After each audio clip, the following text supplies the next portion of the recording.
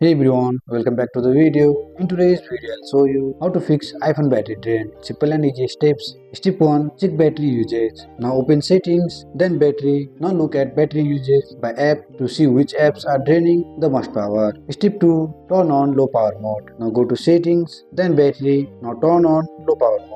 This reduces background activity and extends battery life immediately. Step 3. Reduce screen brightness. Now go to settings, tap on display and brightness. Now lower the brightness, turn on auto brightness. Step 4. Disable background app refresh. Now go to settings, then general, then background app refresh. Now turn it off completely or disable it for apps you don't need updating. Step 5. Turn off location service for unnecessary app. Open settings, then privacy and security, then location service. Now select apps and set them to while using the app or never. Step 6. Check for iOS updates. Go to settings, then general, then software update. Now install any available updates as they obtain fix battery issues. And that's how you can fix iPhone battery drain, and also those quick steps can instantly improve your iPhone battery life. And that's it. I hope you like this video. If you find this video helpful, drop a like, subscribe to our channel. See you in the next video.